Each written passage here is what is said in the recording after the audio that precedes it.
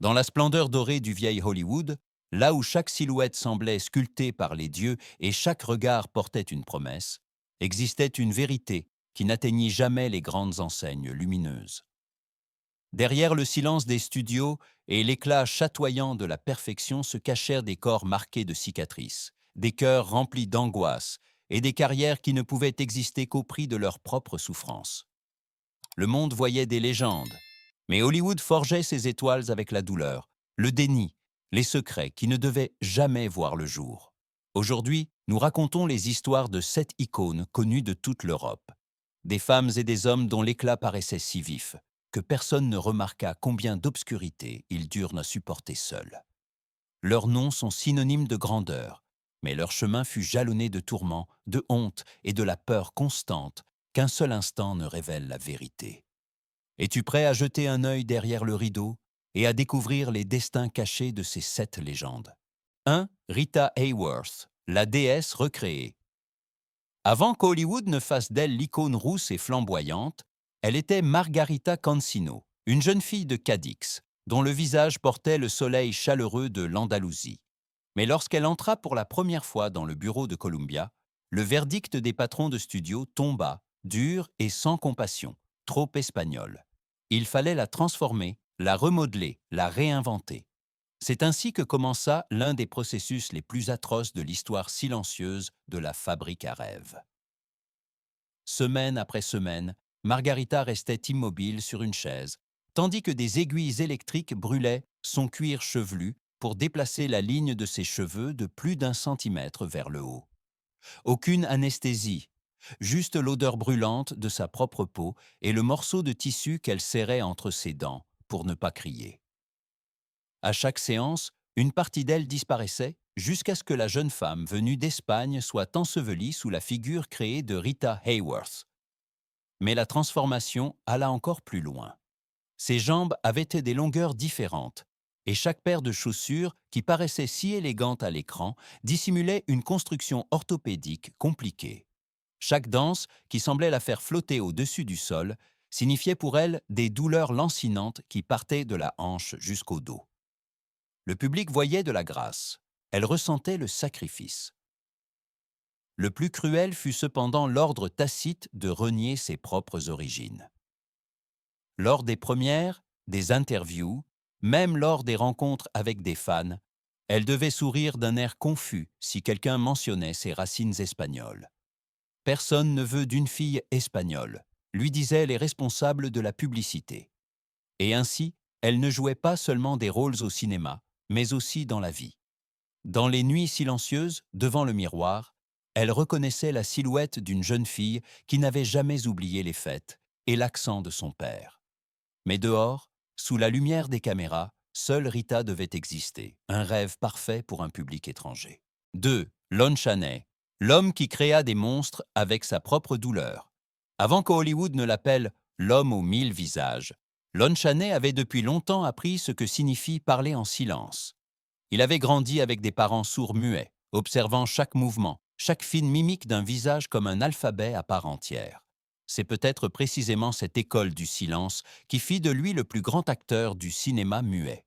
Pourtant, personne ne soupçonnait le prix qu'il payait pour ses transformations. Pour le bossu de Notre-Dame, il refusa toute solution facile. Pas de fausses bosses, pas de trucage de costumes souples. Il fit construire une armature en métal et en ciment, pesant plus de 30 kg, qui se refermait sur sa cage thoracique comme un cercueil. 10 minutes à l'intérieur suffisaient à lui couper le souffle, à lui écraser les côtes. Souvent, on le retrouvait derrière le plateau, vomissant du sang. Et pourtant, il disait avec un calme presque étrange : « Quasimodo souffre, alors je dois souffrir aussi. » Son engagement frôlait l'autodestruction. Pour le fantôme de l'opéra, il s'enfonçait des fils dans les narines, tirait ses joues en arrière avec des crochets et appliquait des produits chimiques corrosifs sur sa peau, jusqu'à ce que ses yeux lui brûlent et qu'il titube à moitié aveugle chez lui. Les gens hurlaient d'horreur au cinéma, mais lui payait le prix dans l'obscurité, seul. Le pire arriva avec London After Midnight. Pour créer le sourire cruel de son personnage, il s'enroulait les gencives avec des fils pointus qui déchirèrent la chair à chaque mot. L'infection se propagea rapidement, mais le studio l'appela poliment épuisement. En réalité, il luttait pour survivre. À chaque film, son corps s'abîmait un peu plus. Sa colonne vertébrale ne se redressa jamais complètement. Son système immunitaire était détruit. La pneumonie dont il mourut finalement trouva un corps qui avait déjà souffert des années de tourments. Peu avant sa mort, il confia à un ami « J'ai créé des monstres, et ils m'ont créé ». Lon Chaney ne jouait pas des monstres, il les laissait habiter sa propre peau, et Hollywood, ébloui par le résultat, ne lui demanda jamais d'arrêter. 3. Clark Gable, le sourire qui le torturait. Avant qu'Hollywood ne l'élève au rang de King, Clark Gable portait un secret qui aurait pu détruire toute sa carrière. À seulement 32 ans, une grave maladie des gencives avait détruit presque toutes ses dents. Dès lors, son célèbre sourire était composé de prothèses et de douleurs quotidiennes. Chaque scène romantique signifiait un frottement brûlant sur les zones enflammées, souvent si intense qu'il avait de la fièvre après le tournage. Sous les lumières chaudes des studios, sa souffrance s'intensifiait. Des collègues décrivirent comment la chaleur de son haleine les frappait comme un four ardent. Certaines s'appliquaient de l'huile de menthol sous le nez juste pour supporter les baisers devant la caméra. Les studios savaient tout, mais le silence était plus profitable que la compassion. Les prises de vue en gros plan étaient souvent réalisées avec une doublure, afin que Gable n'ait pas à répéter la torture. Mais la vraie douleur résidait dans sa peur. Il riait la main devant la bouche, parlait brièvement, évitait les restaurants et les longues conversations, de peur qu'un faux mouvement ne détruise son illusion. C'est ainsi que vécut l'homme qui faisait soupirer des millions de personnes, avec la crainte constante d'être démasqué. Un roi qui déposait sa couronne chaque fois que les caméras s'éteignaient. 4. James Dean, un rebelle qui pouvait à peine voir le monde. Avant que James Dean ne devienne le symbole éternel de la rébellion juvénile, il luttait contre deux handicaps silencieux qu'Hollywood n'aurait jamais acceptés. Dean était fortement myope, sans ses épaisses lunettes, que le studio interdisait, il ne voyait guère plus que des contours flous. Sur le plateau, il devait souvent être guidé vers la bonne position car il ne pouvait pas distinguer les marques au sol. Des mouvements qui semblaient une spontanéité désinvolte étaient en réalité sa tentative d'interpréter un monde qui lui échappait. Mais ses yeux n'étaient pas son seul obstacle. Dean entendait mal, surtout dans les studios bruyants. Les minuscules retards dans son jeu, que les critiques célébrèrent plus tard comme une intense intériorité, provenaient d'un pur effort.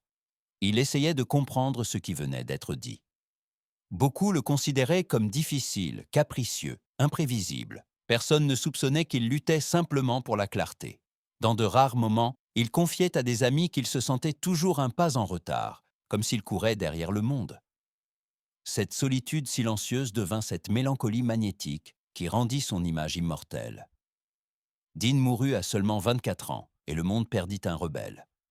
En vérité, il perdit un jeune homme qui s'efforçait désespérément de comprendre une réalité qu'il pouvait à peine voir et à peine entendre, et qui pourtant toucha le monde entier. 5. Merle Oberon. Un visage de lumière et de mensonge. Avant qu'Hollywood ne la déclare beauté exotique, Merle Oberon portait en elle deux vérités qui auraient détruit sa carrière. Une blessure défigurante et une origine que les studios ne voulaient pas accepter. Un grave accident de voiture lui brisa le côté gauche du visage, nerfs sectionnés, muscles paralysés. Devant la caméra, rien de cela ne devait être visible. Son mari, le caméraman Lucien Ballard, inventa le célèbre OB Light, une lumière qui effaçait les ombres et rendait invisible sa moitié de visage figé. Entre les prises, un assistant devait essuyer discrètement la trace de salive qui coulait sur sa joue paralysée. Chaque scène était un exercice d'équilibre entre beauté et peur. Mais la tâche la plus douloureuse ne se trouvait pas sur sa peau, mais dans son identité. Merle était née en Inde, fille d'une mère anglo-indienne, une origine qu'Hollywood considérait comme insupportable. Elle devait donc appliquer chaque matin d'épaisses crèmes blanchissantes irritantes et répéter l'histoire inventée. Elle venait de Tasmanie. Lors du tournage de Les Hauts de Hurlevent, lorsque plus de lumière fut demandée, elle s'effondra de panique. Non par vanité, mais par peur que la vérité, les cicatrices et la couleur de sa peau ne deviennent visibles. Lors d'une visite à Bombay, sa famille l'étreignit avec fierté, mais devant la presse, elle les renia. Les larmes lui montaient aux yeux, mais le mensonge devait survivre. Merle Oberon devint une star, oui, mais sur un fondement de douleur, de secret et d'une identité qu'elle ne fut jamais autorisée à vivre. 6. Harold Lloyd, le comique à la main cachée.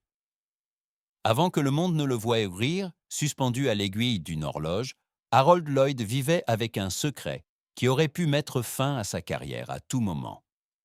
En 1919, une prétendue maquette explosa dans sa main droite. L'explosion lui arracha le pouce et l'index, et les autres doigts perdirent presque toute sensibilité. Mais le studio raconta au public une histoire inoffensive de légère brûlure. Personne ne devait connaître la vérité. Pour continuer à travailler, Lloyd fit fabriquer un gant sur mesure qui ressemblait à de la vraie peau.